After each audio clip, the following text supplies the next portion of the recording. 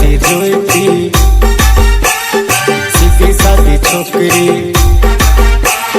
મારે નથી જોઈતી હોય રૂપાળી હોય નખરાળી એ બીજો મળી જાય તો હું એને પરણી જાઉં હોવે હું એને પરણી જાઉં સીધી સાદી છોકરી